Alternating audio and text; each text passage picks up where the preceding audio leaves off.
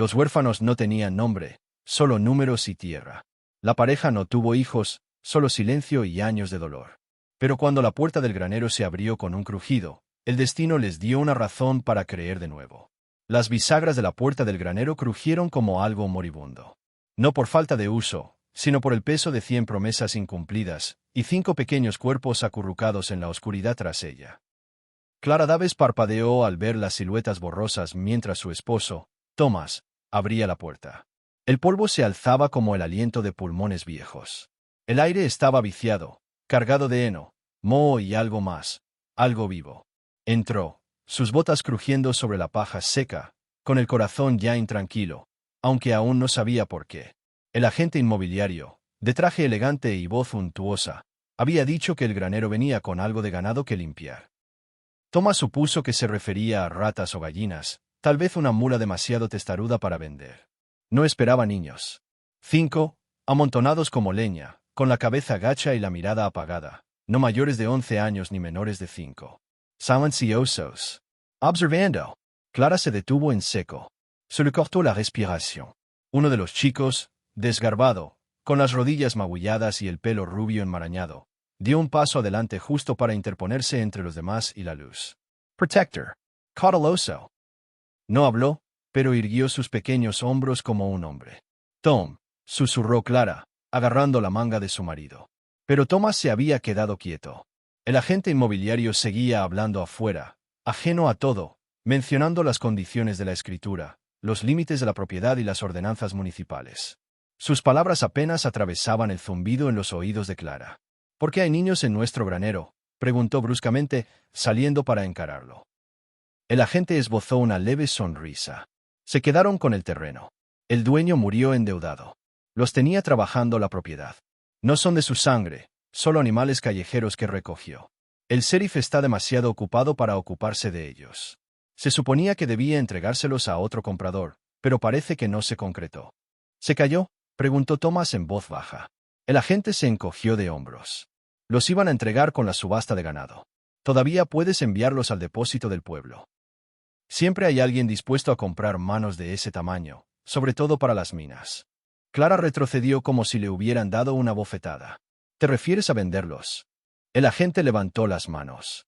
No son suyas, señora. Son propiedad de la deuda. Las heredó con el terreno, pero técnicamente no pertenecen a nadie. El Estado hace la vista gorda mientras nadie se queje. Clara se giró y volvió a mirar por la puerta del granero. El niño no se había movido. Tampoco la niña a su izquierda, con el pelo negro recogido en una trenza tan apretada que parecía dolorosa. Le cogía la mano a un niño más pequeño, cuya camisa apenas le cubría las costillas. Los dos más pequeños estaban sentados juntos cerca de una pila de sacos de arpillera, demasiado cansados para siquiera levantar la vista. No, dijo Clara en voz baja. No vamos a hacer eso. Thomas no dijo nada. Observó a su esposa, con la mandíbula apretada como cuando enterró su última esperanza de tener hijos 6 años atrás, tras el tercer mortinato y la última despedida de un médico demasiado amable para mentir. Pasó junto a ella, hacia el granero. ¿Tenéis hambre, niños?, preguntó con voz ronca. La más pequeña, una niña que tenía un espacio entre los dientes frontales, asintió una vez. Clara se movió como si algo se hubiera roto en su interior. Vamos, dijo con dulzura. Vamos a limpiarte. Ninguno de los niños habló, ni siquiera cuando el agua les tocó la piel, ni cuando Clara les puso pan de maíz caliente en las manos y vertió leche en tazas desportilladas. Comieron como animales, rápido, en silencio, agradecidos. La niña de la trenza fue la primera en decir algo. Su voz era ronca. No somos ladrones. Nos hizo trabajar. Dijo que si hacíamos el bien, nos alimentaría. Luego murió. Pensamos que moriríamos también. Las manos de Clara se quedaron quietas. ¿Cómo te llamas, cariño? La niña hizo una pausa. Maribel. ¿Y los demás? Maribel señaló. Ese es Rudy, dijo refiriéndose al niño rubio. Es el mayor. Luego están Joseph y Alma, gemelos. Y la bebé es Nelly. Todavía no habla. Rudy miró a Clara largamente, como si no confiara en la amabilidad de su voz. ¿Nos vas a mandar lejos?, preguntó, apenas en un susurro. Clara se arrodilló a su lado. No, hoy no. Nunca, si tengo algo que decir al respecto. Parpadeó y, por primera vez, La agudeza en sus ojos se desvaneció un poco. Thomas se quedó en la puerta observándolo todo.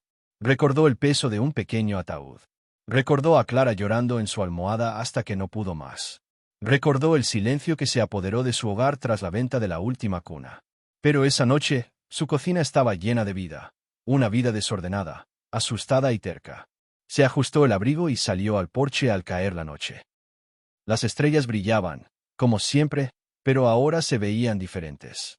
Más brillantes, de alguna manera. Detrás de él, una risa, débil, cautelosa, brotaba de la cocina. Pero la paz no duraría. Lo sabía. Lo sentía en los huesos. Porque la gente no se había ido. Y porque a la gente no le gusta que les quiten algo que creen que les pertenece. Al amanecer, la casa era diferente. No en forma ni tamaño, sino en cómo respiraba. Había pasado de ser una caja silenciosa de madera y polvo a un lugar donde resonaban suaves pasos, susurros bajo las mantas, el roce de cucharas contra cuencos, los pequeños sonidos de la vida que regresaban. Clara se había levantado temprano, antes de que el sol se asomara por completo sobre las colinas, y se sentó en el borde del porche con una taza de café en ambas manos, mientras el vapor se elevaba en espiral en el aire seco de la mañana. Dentro, oía a Nelly llorar suavemente. No eran los lamentos fuertes y exigentes de una niña acostumbrada a ser escuchada, sino un gemido débil y asustado, como si no supiera si era seguro pedir algo. Clara no se movió. Sabía que Thomas ya estaba allí. Había oído sus botas crujir sobre las tablas del suelo, lo había oído tararear en voz baja y desafinada mientras removía algo en la olla. Él siempre había querido ser padre. Y ella siempre había querido dárselo. Durante años, habían llevado el peso de esa ausencia como una piedra entre ellos, demasiado dolorosa para desprenderse, demasiado pesada para llevarla juntos. Ahora, 5 pares de manos habían encontrado el camino a los vacíos de sus vidas, y ninguno de los dos lo había dicho en voz alta, pero lo sentían igual. Como si el destino hubiera dejado caer algo roto en sus brazos y los hubiera desafiado a reconstruirlo. Clara, dijo Thomas desde la puerta, en voz baja. Están haciendo preguntas. Se giró, y la luz de la mañana le tiñó el pelo de dorado. ¿Sobre qué? Sobre Quodarm. Sobre Irm. Sobre lo que viene después. Clara apretó la mandíbula. Se levantó y pasó junto a él, sin responder. Dentro, Maribel estaba sentada a la mesa, con la trenza más apretada y ordenada. Rudy se apoyaba en la pared, con los brazos cruzados. No había quitado la vista de Thomas desde la noche anterior. Joseph y Alma compartían un plato, peleándose por los trozos más grandes de patata, y Nelly se aferraba a un trozo de tela andrajoso contra el pecho, con los ojos muy abiertos. Clara apoyó la mano en el respaldo de una silla. Esta casa es tuya ahora, si la quieres. Maribel parpadeó. El nuestro. Ya no tienes que correr. No tienes que ganarte un lugar aquí. Ya lo tienes. Rudy entrecerró los ojos. La gente nos regala cosas así como así. Thomas se apoyó en la puerta. Quizás no. Pero quizá no cedas si también necesitamos algo. ¿Qué necesitas? Preguntó Alma con voz fina como la seda de una araña. Thomas miró a Clara a los ojos antes de responder, sentir que nuestras vidas significaban algo. La habitación quedó en silencio. Incluso Joseph dejó de masticar. No era algo que los niños estuvieran acostumbrados a oír de hombres adultos. Pero era algo que entendían de todos modos. Tras un instante, Maribel asintió. Entendía más de lo que aparentaba. Pero la paz es algo frágil en un lugar como el suyo. Al mediodía, llegó un jinete. Una figura solitaria sobre un caballo castaño, con un abrigo demasiado limpio para un trabajo honesto. No llamó. Simplemente cabalgó directo al porche y esperó. Thomas salió despacio, con Clara a su lado. Los niños observaban desde la ventana. Me llamo Ferris, dijo el hombre, tocándose el sombrero con una especie de sonrisa burlona que no le llegó a los ojos. El condado me envió para resolver un asunto. Ya lo hemos arreglado, respondió Thomas con calma. Ferris se recostó en su silla. Mira, ahí está el problema. Resulta que esos niños formaban parte del patrimonio del anterior propietario.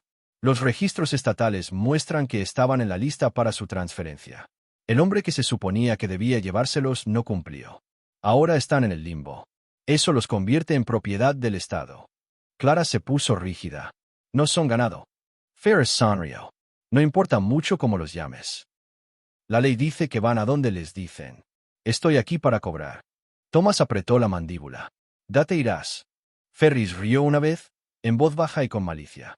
Esto no es una amenaza, señor Daves. Es una advertencia. Si el sheriff interviene, no hablaremos. Sería más fácil si los entregara en silencio. Clara dio un paso al frente. Dile al sheriff que lucharemos antes de entregar a un niño. Ferry se encogió de hombros. Como Quiron. Giró su caballo con un chasquido de lengua y se marchó sin decir palabra. El polvo se alzaba tras él como una promesa. Esa noche, la casa volvió a estar en silencio. Pero no del buen silencio. El miedo se cernía sobre los rincones, como humo. Rudy estaba sentado de espaldas a la puerta, con un cuchillo de palo en la mano, tallando como si supiera cómo usarlo si era necesario. Maribel se quedó cerca de Clara, ayudando con los platos, doblando la ropa, observando las sombras moverse por el suelo. Joseph y Alma dormían acurrucados en el mismo catre, de la mano. Nelly había vuelto a llorar. Clara se sentó con Thomas a la mesa de la cocina mucho después de que los niños se hubieran callado. Su voz temblaba. Volverán. Thomas es Cinchio. ¿Corrimos? Negó con la cabeza. No. Ya hemos corrido bastante. ¿Pero qué pasa si se los llevan? Thomas miró fijamente su café. Entonces me llevarán primero. Fue una promesa y no una jactancia. Pasaron 2 días. No llegó nada. Ningún jinete. Ningún sheriff. Ninguna amenaza. Pero nadie creía que la tormenta hubiera pasado. Clara envió a Rudy y Maribel al arroyo con una lista de cosas para recoger. Regresaron rápido, demasiado rápido. Hay hombres, dijo Rudy, sin aliento. Entre los árboles. A Clara se le encogió el estómago. Thomas ya estaba buscando la escopeta junto a la repisa. Revisó la recámara, le entregó un cuchillo a Rudy y miró a Clara. Llévalos al sótano. Ahora, afuera, se acercaban cascos, lentos, pausados. Esta vez, no solo uno. 3 jinetes. Uno de ellos, Ferris. Los otros 2 llevaban insignias de ayudante de policía, aunque parecían más sicarios que agentes de la ley. Sus ojos escudriñaban la casa como si ya fueran los dueños. Señor Daves, llamó Ferris. No hagamos un lío. Thomas salió al porche, escopeta en mano. Trajiste la ley para robar niños. Ferris se encogió de hombros. Llámalo resignation. La ley dice que se van conmigo. Estás ocultando propiedades. No son propiedad. El ayudante más cercano alzó la voz. Si amenazas a un agente con esa cosa, te colgarán por ello. Thomas no se inmutó. Si te acercas a esta casa, descubrirás cuánto me importa que me ahorquen. Dentro, Clara condujo los niños al sótano. Estaba oscuro y húmedo, pero seguro. Cerró la trampilla justo cuando un disparo resonó en el aire. Afuera, Thomas se mantuvo firme.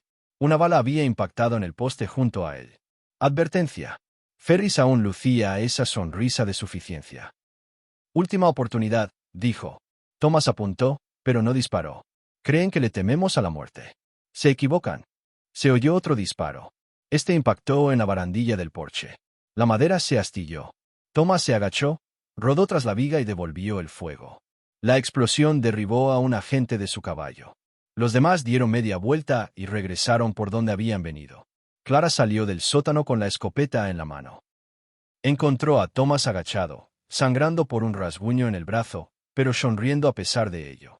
Te lo dije, murmuró, que me atraparían primero. Dentro, los niños salieron del sótano con los ojos abiertos y en silencio. Rudy se arrodilló junto a Thomas, ayudándolo a vendar la herida. Maribel abrazó a Clara con tanta fuerza que le dolió. Joseph y Alma se apretaron contra sus costados. Nelly metió la cabeza bajo la barbilla. La guerra no había terminado.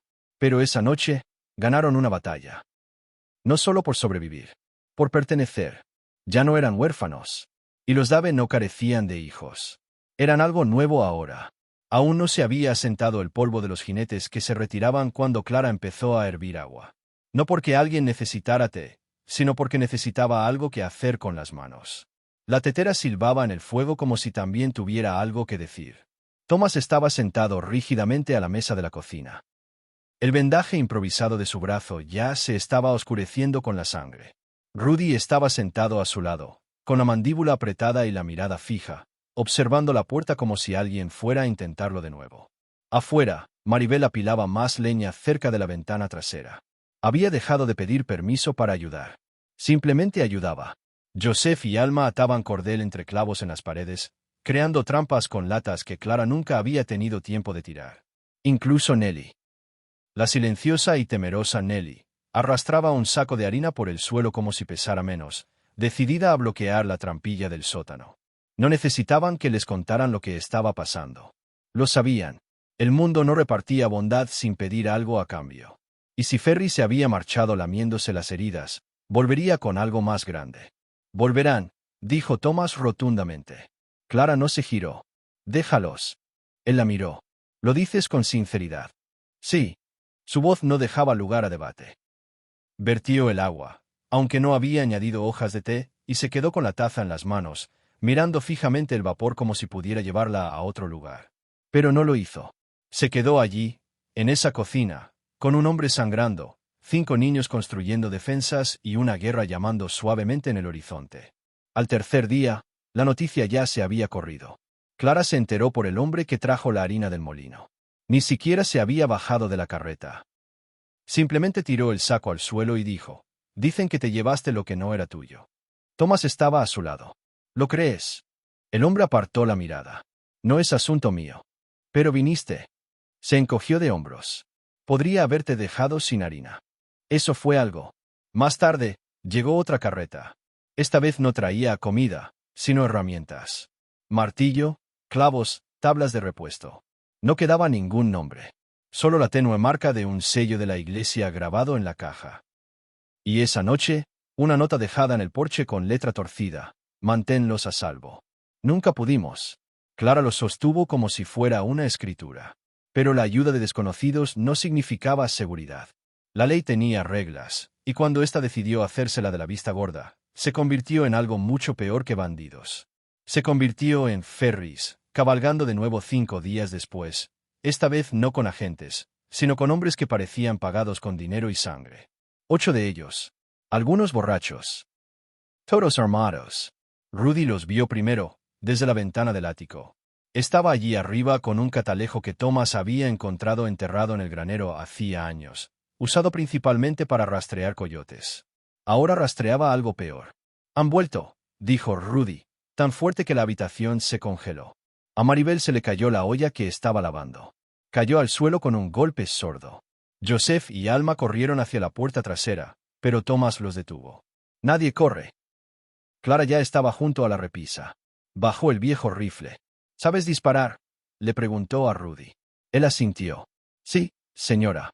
Thomas le entregó la segunda pistola. «Entonces, ven conmigo». Ahora se movían como una familia. No una familia nacida de sangre, sino por elección. Por necesidad. El tipo de familia que solo se forja con fuego. Afuera. Ferris no esperó. Desmontó despacio y se dirigió a la casa como si entrara en una iglesia. Uno de sus hombres encendió un puro al que le faltaban 3 uñas. «Tienen 10 segundos», gritó Ferris. «Entreguen a los niños y quizá no incendie el lugar». Clara salió con el rifle apuntado. «¿Crees que estoy fanfarroneando?», preguntó. «No», dijo ella. «Creo que estás desesperado». Él se rió entre dientes. «Señora, usted no conoce la desesperación». Thomas se puso a su lado. Rudy se colocó detrás de la pila de leña. Maribel se agazapó tras los escalones del porche, con una piedra en cada mano. Joseph y Alma habían abierto la puerta del sótano. Nelly ya estaba dentro, llorando, pero en silencio. Ferris dio un paso demasiado lejos. El disparo del rifle sonó antes de que nadie pudiera respirar. Clara había apuntado al suelo frente a él, pero la bala le rozó la punta de la bota. Saltó hacia atrás, sobresaltado, pero ileso. «Esa es una advertencia», dijo. Me miró fijamente. «Fue un error. Lo sabrás si hago uno de verdad». El aire se tensó entre ellos. Ferris levantó una mano y sus hombres se dispersaron. Uno intentó abrir la puerta lateral. Thomas lo recibió con una bota en el pecho. Otro trepó por la pila de leña. Rudy disparó su rifle y lo dejó caer gritando. 2 dieron vueltas hacia el granero. Maribel salió corriendo tras ellos con la furia silenciosa de una niña que ya ha tenido suficiente. Dentro de la casa, Alma cerró la puerta del sótano. «No hay trapper en Nelly», susurró. Joseph le entregó un cuchillo de trinchar, con los ojos abiertos pero las manos firmes. Afuera se volvió un caos.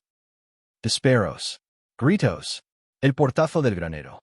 Clara perdió de vista a Thomas cuando el humo se alzaba del campo, Uno de los hombres había lanzado una antorcha a la maleza seca. Las llamas se extendían hacia la cerca. Maribel regresó con sangre en la manga, pero no en la suya. ¿Y Ferris? Había desaparecido en la refriega. Cuando sonó el último disparo, cuando el polvo se había asentado y 3 de los hombres de Ferris gemían en el suelo, Clara se quedó en el patio y gritó al aire. No eran palabras. No era rabia. Solo un sonido que había esperado 20 años para ser emitido. Y Ferris se fue otra vez. Pero esta vez, sabían que volvería con algo peor. Ni matones. Ni fuego. Papel. Recibieron la citación 2 días después. Un sello del alguacil. Oficial. Firmado. Saladú. Citando a Thomas y Clara a la corte. Tenían 3 semanas. Esa noche, nadie comió. Nadie tenía apetito para guiso, pan ni nada que se asemejara a un consuelo. Clara leyó el periódico una y otra vez, buscando una escapatoria que no existía. «Nos quieren en la ciudad», dijo en voz baja. Thomas se sentó a su lado. «Entonces nos vamos. ¿Y si se los llevan?» No respondió. No porque no lo supiera, sino porque sí. Sabía exactamente lo que haría. Llegaron al pueblo 10 días después. Los 7. Clara con su sombrero, Thomas con su abrigo de domingo. Los niños con lo que parecía ropa limpia.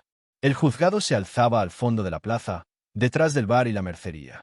Parecía demasiado pequeño para todos los juicios que debía albergar. Dentro, un hombre con gafas leía un expediente repleto de papeles y suposiciones. «Señor Daves, señora Daves», dijo, ajustándose el cuello. «Aquí dice que tomaron la custodia de 5 huérfanos sin adopción legal, sin autorización y sin derechos de propiedad». Clara levantó la barbilla. «Los vendían junto con el granero». El juez ni siquiera pestañeó. «Eso no es una defensa legal». Thomas dio un paso al frente. «Y aquí va una. Estaban abandonados. Olvidados. Nadie los reclamó. Eso no significa que puedas. Significa que alguien tenía que hacerlo». Hubo silencio. Entonces Ferris se puso de pie. «Bien afeitado. Ahora con placa. Alguacil Ferris», dijo. «Recién nombrado. Y he solicitado la posesión de esos niños en nombre del Estado».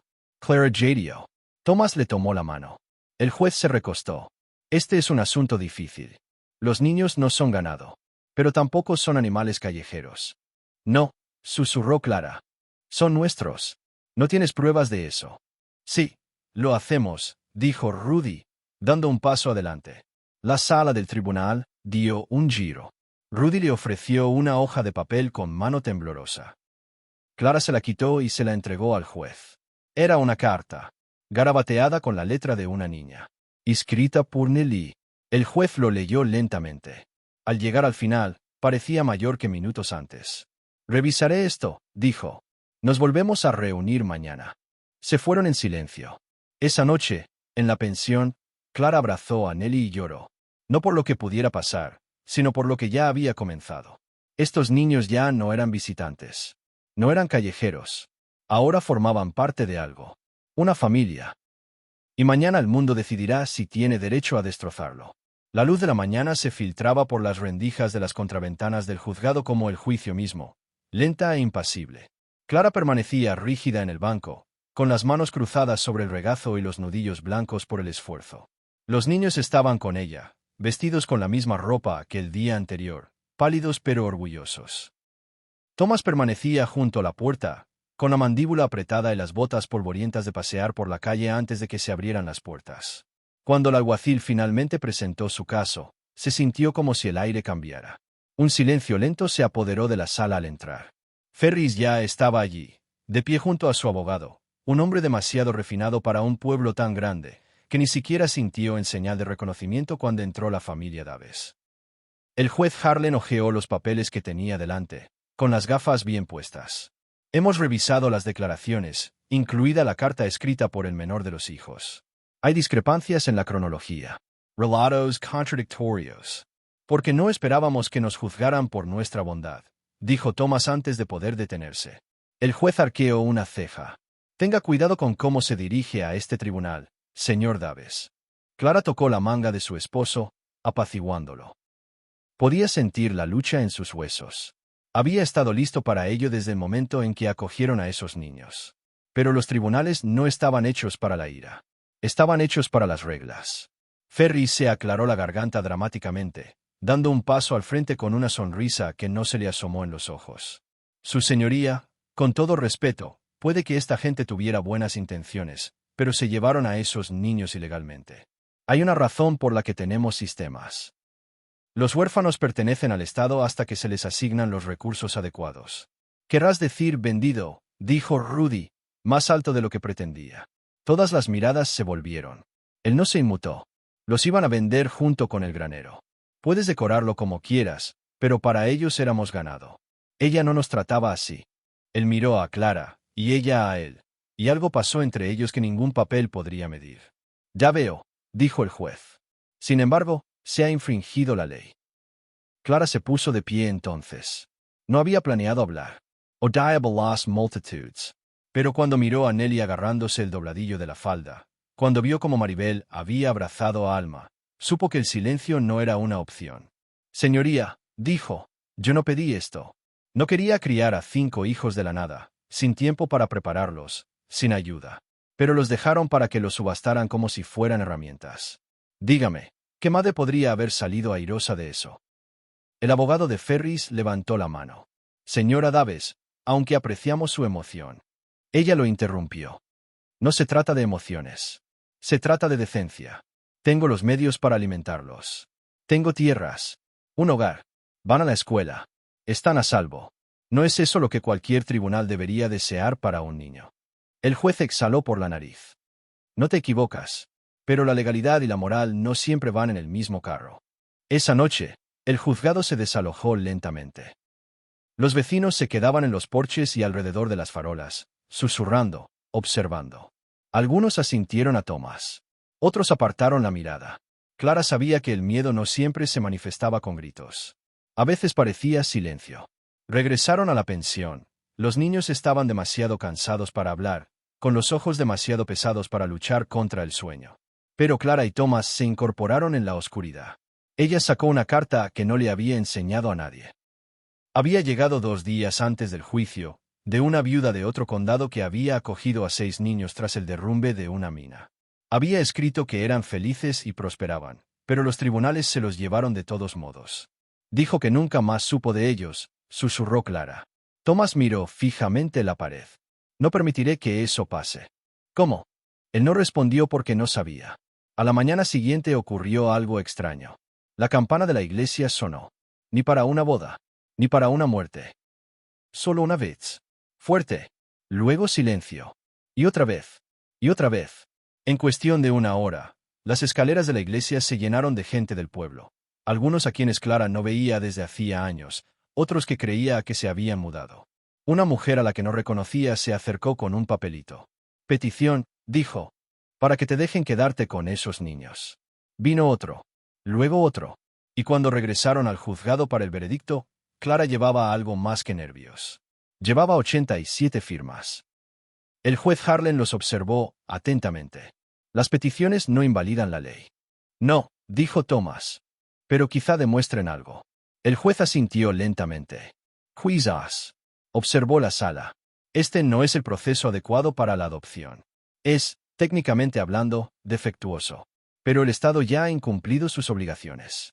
Y en este caso, hizo una pausa, mirando a los niños, a Clara, al hombre que estaba a su lado como una sombra que no se desvanecía. Parece que los únicos que hicieron lo correcto son los que están siendo juzgados. Se aclaró la garganta. Haré una recomendación al registrador estatal.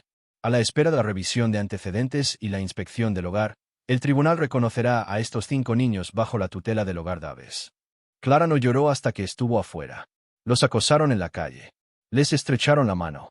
Algunos incluso trajeron pasteles a la pensión esa noche. Por un instante, sintieron como si el mundo se hubiera abierto y derramado luz sobre los lugares que creían que siempre permanecerían fríos. Pero no todo fue color de rosa. Esa noche, Rudy tomó a Thomas aparte.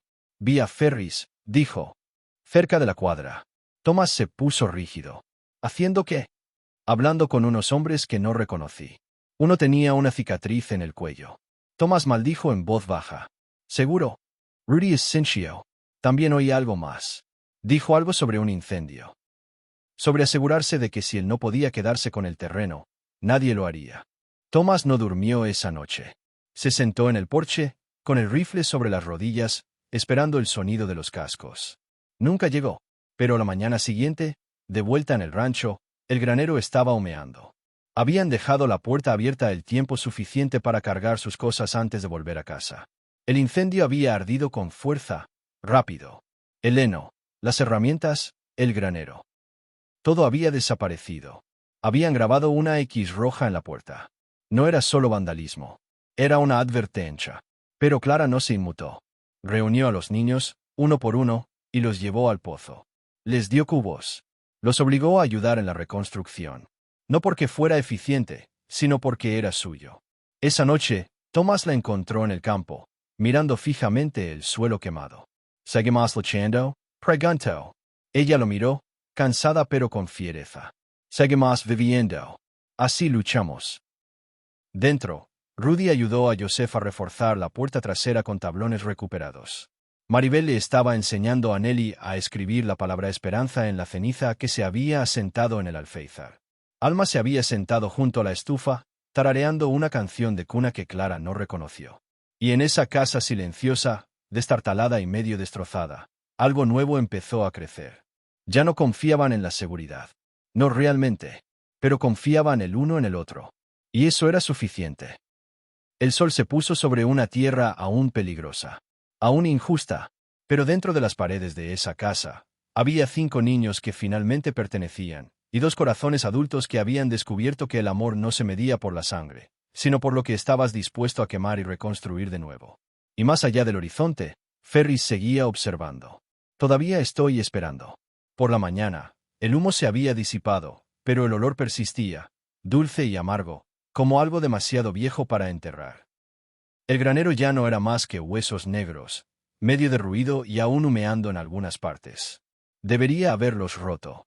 El incendio se había llevado casi todo lo que habían estado almacenando para el invierno. Sacos de semillas, postes de cerca, el barril de conservas de Clara. Todo desapareció en una sola noche. Pero lo más extraño no fue la pérdida. Fue la silenciosa determinación que la siguió. Thomas se levantó con el sol y no habló durante la primera hora. Simplemente amontonó ceniza con una pala mientras los niños traían cubos de agua del pozo y Clara preparaba café a fuego vivo, con la estufa aún demasiado caliente y brasas dentro. Nadie lloró. Nadie preguntó por qué. Incluso Nelly, la más pequeña, solo parpadeó con sus ojos enrojecidos y susurró. Podemos plantar flores nuevas, como si fuera la verdad más simple del mundo.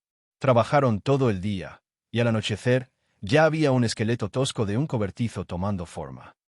4 postes esquineros, una lona tendida en el techo y tablas recuperadas apiladas cerca.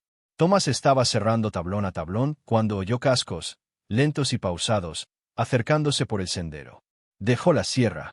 Clara se limpió las manos en el delantal. Los niños estaban detrás de ella en una pequeña fila torcida. La jinete era una mujer. Mayer, alta en la silla, con el cabello plateado recogido en una trenza apretada hacia atrás y el vestido desgastado hasta los codos. Cabalgaba sola, con las riendas sueltas, y al desmontar, caminaba con la seguridad de quien no había tenido miedo en mucho tiempo. ¿Ustedes son los Daves?, preguntó ella. Clara Asensio. Lo somos. La mujer echó un vistazo a la estructura quemada. Escuché lo que pasó. Me llamo Liza Harper. Soy dueña de la tienda de alimentos en Grangers Bluff. Thomas asintió una vez, cauteloso. Traje esto, dijo, y levantó un pequeño saco de su silla. Papas de siembra. Tarde para plantar, pero podrías tener una cosecha antes de las heladas si te das prisa. Dio un paso adelante para tomarlos. ¿Por qué? Los ojos de Liza se entrecerraron levemente. Porque cuando tenía 15 años, perdí a mi familia en un incendio. Pasé un año durmiendo en la parte trasera de un establo de la iglesia. La única razón por la que salí de allí fue porque alguien decidió no mirar hacia otro lado. Las manos de Clara temblaron. Gracias. Pero Liza negó con la cabeza. No me des las gracias todavía. Se pudrirán si no te das prisa. Dicho esto, volvió a montar y se fue, tan repentina como había llegado. No terminó ahí. Durante los 2 días siguientes, llegó más gente. Un herrero jubilado de Harpersville trajo clavos y una caja de herramientas. Un pastor trajo monta. Un viejo maestro de escuela que no había enseñado en 10 años dejó 3 libros de texto desgastados y dijo, supongo que los niños querrán seguir aprendiendo. Algunos trajeron pan. Otros trajeron silencio y simplemente ayudaron a clavar tablones. Y, sin embargo, por cada regalo, había una sombra. Thomas la vio en la forma en que la gente miraba por encima del hombro. Clara la oyó en cómo bajaban la voz al mencionar el nombre de Ferris. Sigue causando problemas, murmuró el herrero. Dijo que la ley te perdonaría, pero que se tomaría la justicia por su mano. Thomas miró las cenizas tras ellos. Parece que ya empezó. Tiene hombres, advirtió el anciano. No son buenos. Ten cuidado. Esa noche, Thomas dejó el rifle sobre la mesa mientras comían. Nadie dijo nada al respecto. Simplemente pasaron pan de maíz y frijoles como si nada. Los niños habían empezado a llamarlos ahora mamá y papá. Clara nunca los corregía. Más tarde, mientras los niños dormían, Clara se sentó a coser y preguntó, ¿qué pasa si lo intenta de nuevo? Thomas no levantó la vista. Entonces peleamos. Soltó un largo suspiro. ¿Crees que podemos ganar? Creo que ya estamos ganando.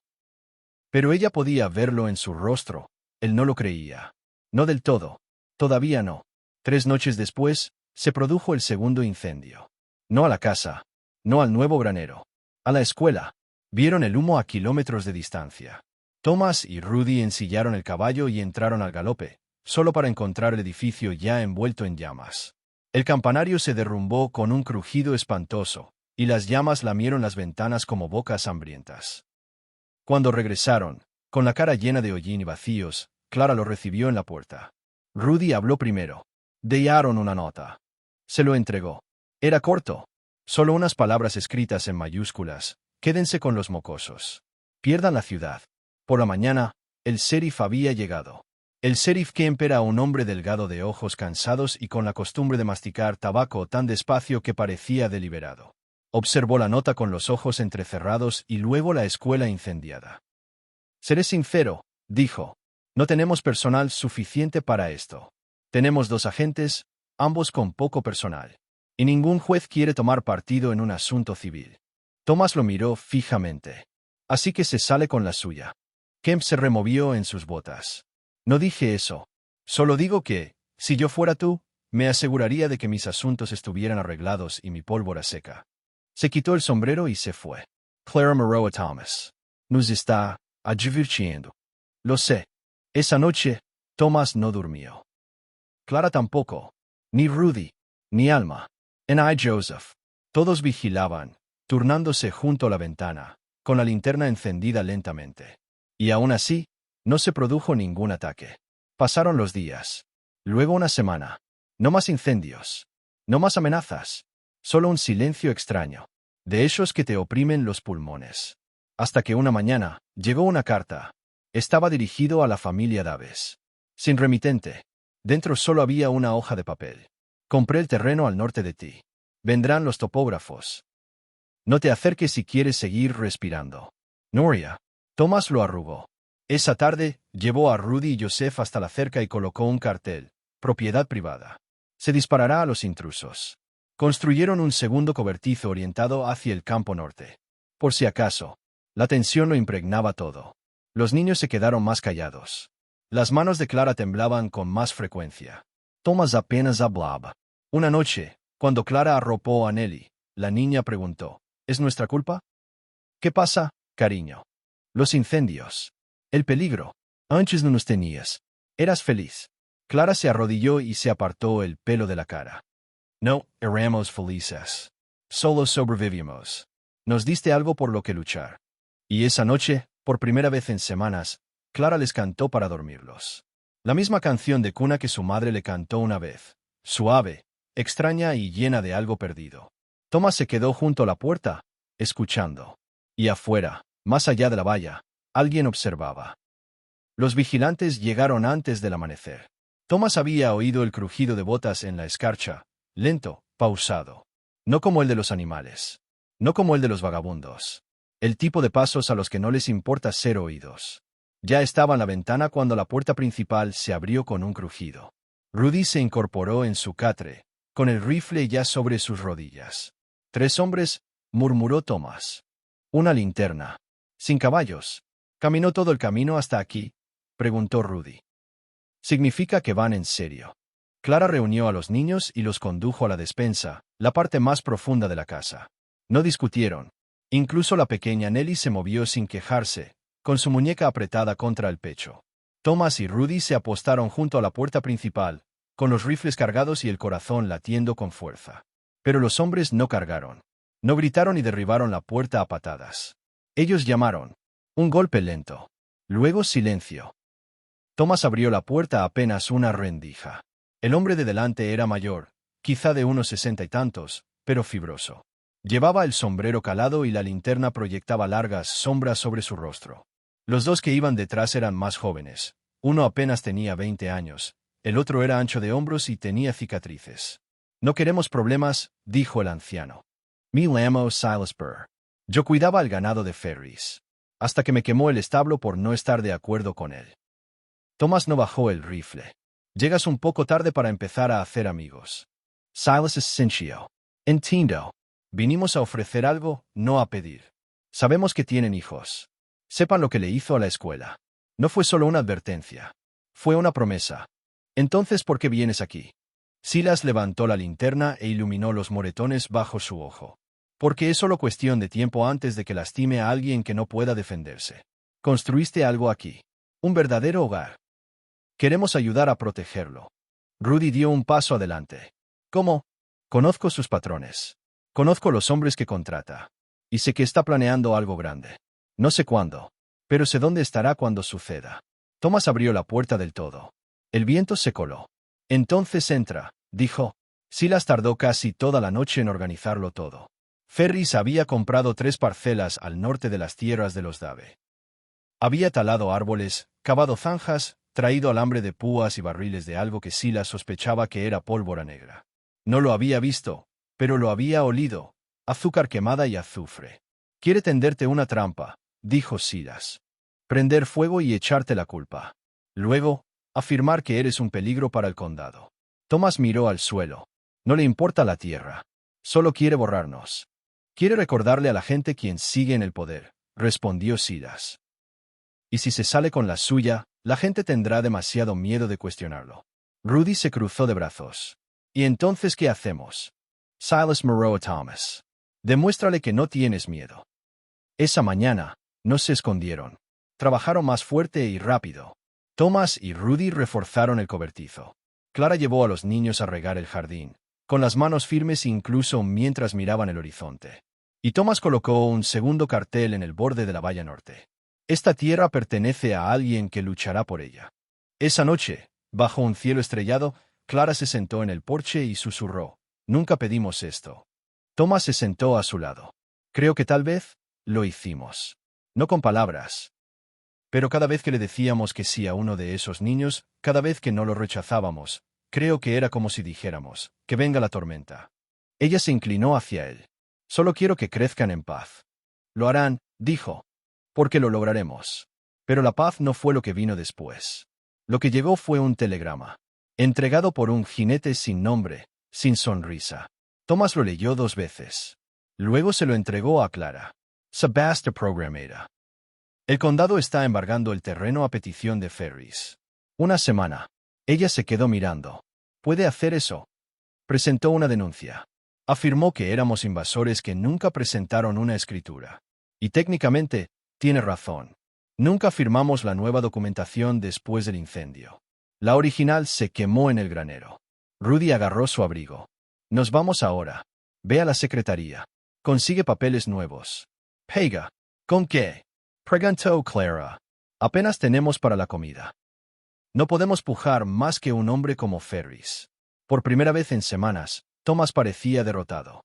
Pero fue Nelly, la más pequeña, quien alzó la voz desde la puerta. Venderé mi muñeca. La habitación quedó en silencio. Clara se arrodilló. Cariño, lo venderé, repitió. Si sirve de algo. Y entonces empezó. Silencioso, pero imparable. Rudy ofreció su silla de montar. Joseph dijo que vendería sus juguetes tallados a mano. Alma se quitó la cinta del pelo. Incluso el pequeño Tommy, que no había hablado mucho desde el incendio, levantó una caja de hojalata con chapas de botellas que había coleccionado y dijo, «Estas brillan. Quizás alguien las quiera». Thomas tuvo que salir de la habitación. No lloró, no donde pudieran verlo. Pero Clara lo encontró afuera, apoyado en la barandilla del porche como si fuera lo único que lo mantenía en pie. Lo están dando todo, dijo. Todo. Ella le tomó la mano. Y no pide nada a cambio. Al día siguiente, Thomas llegó al pueblo. Solo. Fue a todas las tiendas, a todos los viejos vecinos, a todos los rivales que no le habían hablado en años. Y pidió, no limosnas, sino inversión. No en la tierra, dijo. En la gente. En un futuro donde los niños no duerman entre cenizas. Algunos dieron centavos. Algunos fruncieron el ceño. Algunos no dieron nada. Pero algunos dieron suficiente. Cuando llegó el día de la subasta, el jardín del juzgado estaba abarrotado.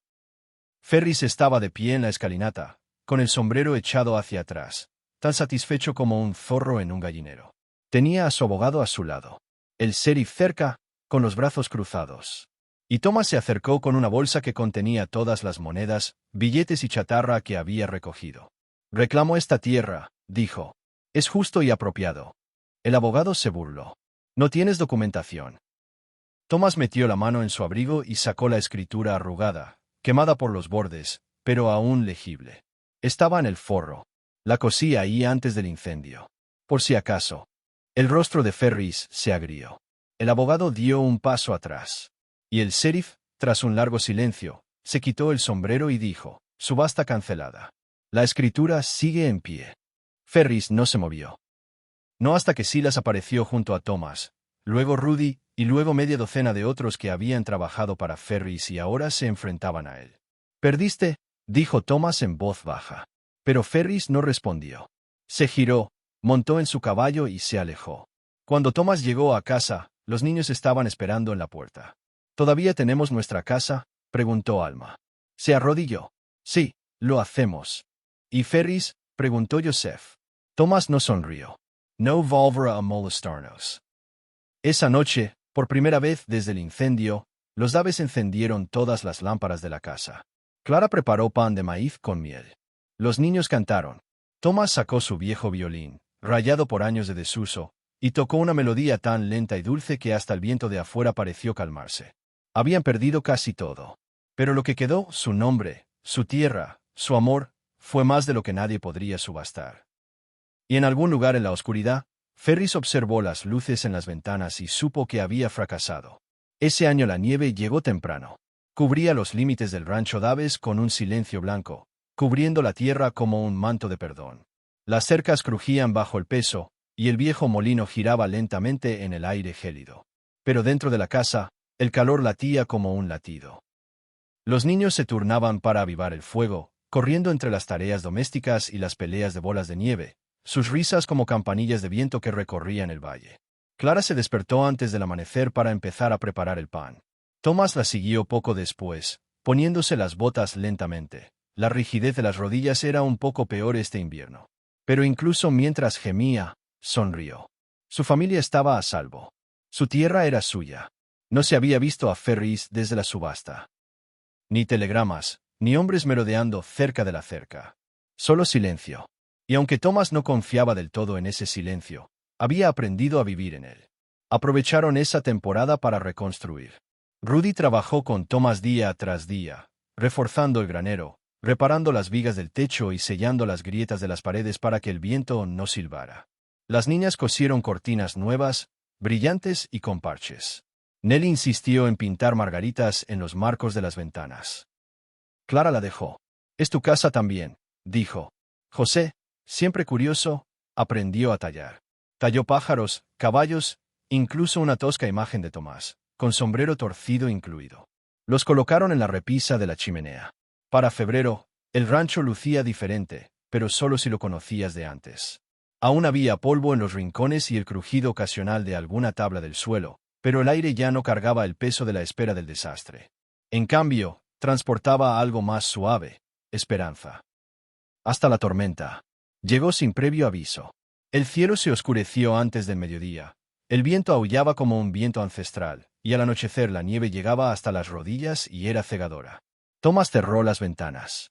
Clara mantuvo a los niños cerca. El fuego seguía rugiendo, y se aprovecharon todas las mantas de la casa. Pensaron que podían esperar. Pero en la tercera noche, Rudy no regresó de la valla sur. Había salido justo antes del anochecer y dijo que vio un poste de la esquina cediendo por la presión de la nieve. «Lo clavaré de nuevo», dijo. 15 minutos. Pasó una hora. Luego 2. Thomas se abrigó. Me voy. No, dijo Clara. No aquí. Probablemente esté escondido en el cobertizo. Esperaremos a que amanezca. Pero Thomas vio el miedo en sus ojos. No lo creyó. Antes del amanecer, mientras Joseph le rogaba que lo dejara ir y Thomas le decía rotundamente que no, se puso las raquetas de nieve y se adentró en la blancura. Gritó el nombre de Rudy una y otra vez, con la voz ronca por el frío. Finalmente, cerca del límite de los árboles, encontró al niño. Derrumbado junto al poste. Con una pierna torcida, el rostro pálido. La nieve cedió, dijo Rudy débilmente. Cayó mal. Thomas lo llevó a casa. Perdieron 3 días de leña atendiendo la fiebre de Rudy. El hueso estaba completamente roto, y Clara hizo todo lo posible por arreglarlo. Él gritó una vez, luego se mordió la manga del abrigo y no volvió a emitir ningún sonido. Por primera vez en meses, los niños parecían asustados. Pero Rudy vivió. Y después de que pasó la tormenta, después de que las nubes se movieron y el sol regresó, algo cambió en Thomas. Había estado esperando, sin admitirlo, el siguiente ataque. Que Ferris reapareciera. Que la tierra los traicionara. Pero el único enemigo que llegó fue el invierno, y ellos también lo sobrevivieron. Quizás ya no tengamos que esperar más, dijo una mañana, mirando al horizonte. Quizás nos toque construir, no solo defender. Clara le tocó el hombro. Siempre lo fue. La primavera llegó con brotes verdes y senderos derretidos. Rudy se recuperó lentamente, apoyándose en un bastón, pero aún logrando correr con Joseph hasta el pozo casi todas las mañanas. Las niñas plantaron frijoles. Clara pintó el columpio del porche.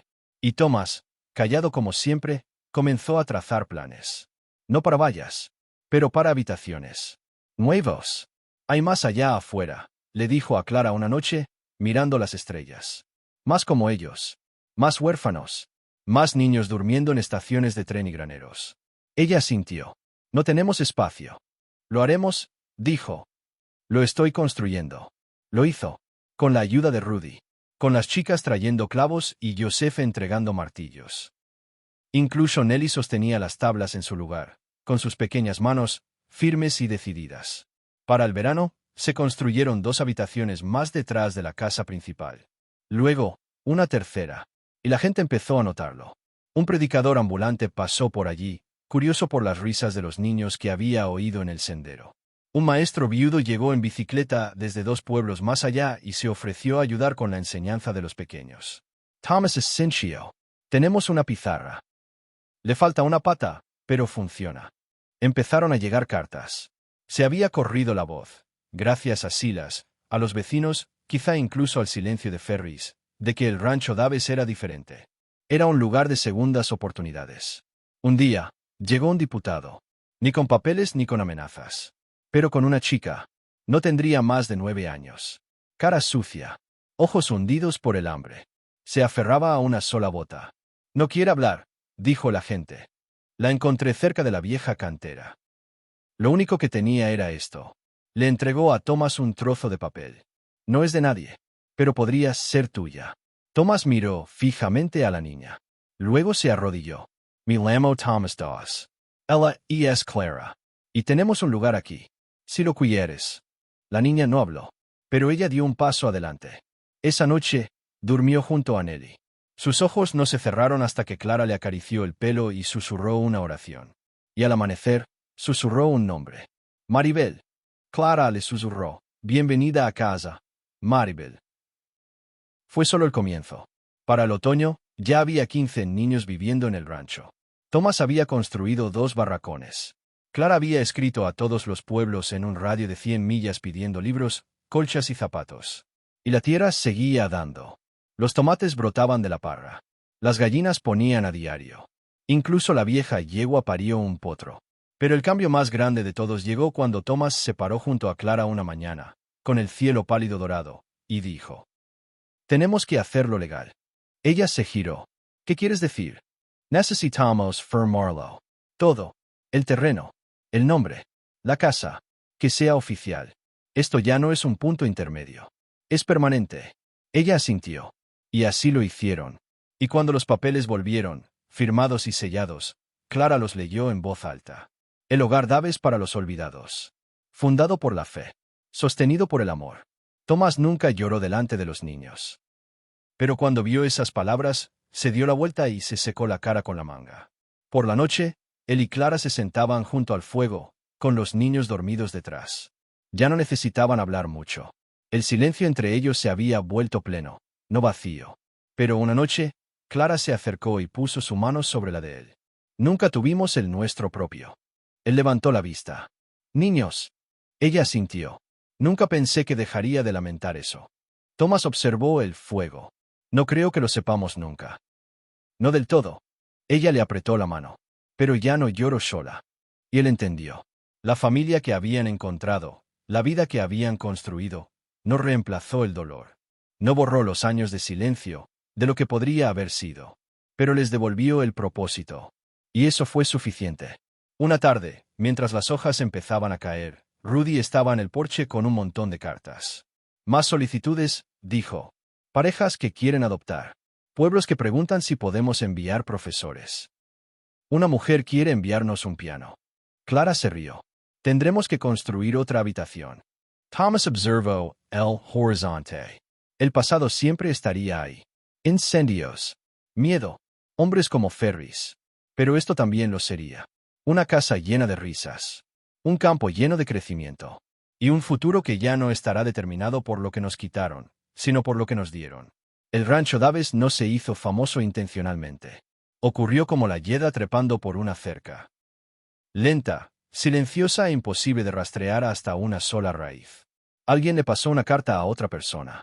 Un maestro de escuela se la contó a un predicador, quien le susurró a un herrero, quien se la mencionó de pasada a un sheriff que cabalgaba por un pueblo medio moribundo. Para cuando llegó y pasó el segundo invierno, había 27 niños durmiendo en camas que Thomas construyó con sus propias manos, cada niño envuelto en una colcha cosida por Clara o Nellie o alguna niña que alguna vez llegó descalza y muda. Se convirtió en un lugar que ningún mapa se molestaba en marcar. No lo encontrabas por casualidad. Solo lo encontrabas si lo necesitabas. Esa primavera, Clara se paró frente a la primera clase de niños bajo los álamos, leyéndoles versos y enseñándoles a escribir sus nombres. Joseph, ya mayor y tan callado como siempre, había empezado a ayudarla. Les enseñó a los nuevos a sostener un lápiz, a sumar y restar. Grabó el alfabeto en trozos de madera de granero. Algunos niños aún no hablaban inglés. Otros no sabían hablar nada. Pero Joseph entendía el lenguaje de quien una vez fue nadie. Y se negó a permitir que nadie más se sintiera de esa manera. Para el verano, Thomas había empezado a entrenar a los niños mayores para manejar los caballos. Aravaron tierras que no habían tocado en décadas. Cultivaron calabazas, papas y remolachas, suficientes para comerciar con las granjas cercanas. El rancho no solo sobrevivía, sino que proveía. Daba, cenaba. Pero nadie olvidó dónde empezó todo. Una tarde, mientras recogían leña, Rudy y Thomas recorrieron el antiguo perímetro. La cerca donde Rudy se había roto la pierna ahora estaba reforzada, fuerte, con doble capa de cedro. Se detuvieron bajo la baja colina del sur, donde, años atrás, Clara y Thomas habían visto por primera vez a 5 niños acurrucados como animales en el granero.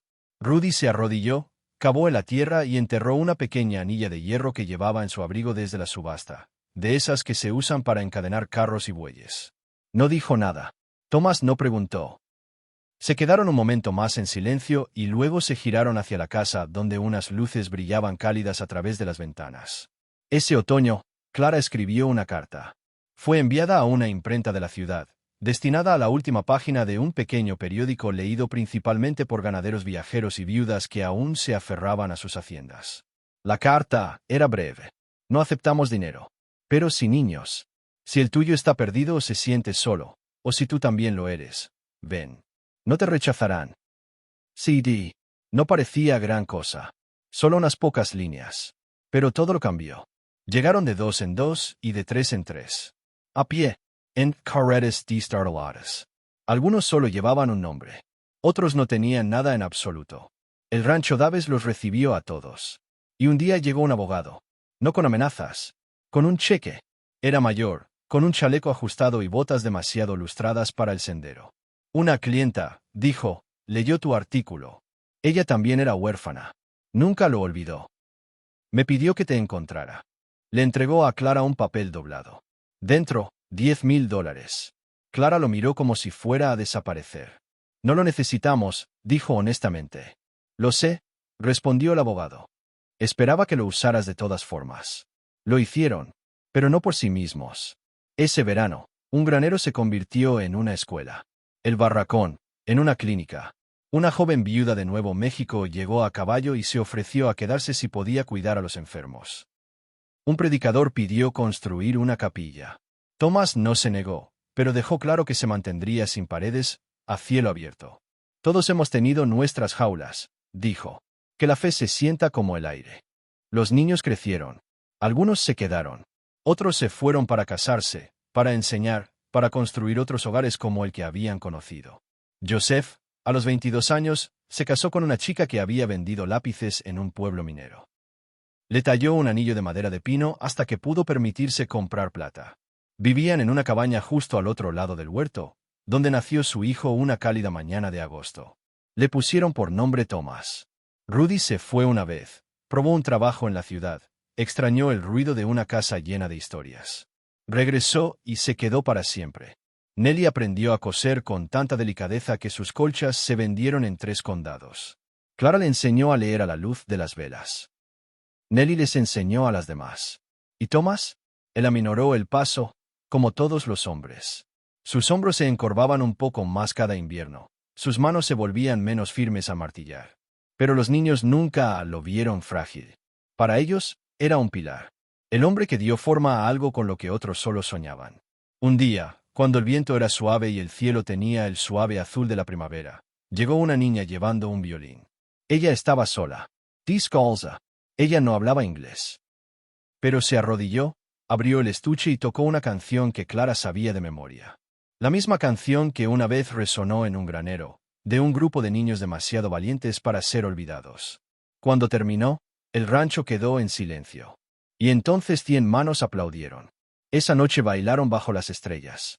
Los niños. Los adultos que solían ser niños. Incluso Thomas, caminando despacio con Clara bajo los álamos. Una fogata ardía en el centro del patio, y la música no paró hasta el amanecer. Más tarde, mucho después del baile, Clara y Thomas se quedaron mirando el horizonte. El sol salió como siempre. Pero esta vez, se elevó sobre algo más que tierra. Se elevó por encima del legado. Clara tomó la mano de Thomas. Nunca tuvimos hijos, dijo. Miró hacia el patio donde ahora jugaban decenas de personas. Lo hicimos mejor que eso, susurró. Se quedaron allí un rato más, simplemente observando y escuchando. La tierra se había vuelto más ruidosa, pero no con ruido. Con risas. Con pertenencia. Y en ese momento, el rancho Daves no era un lugar. Fue una promesa.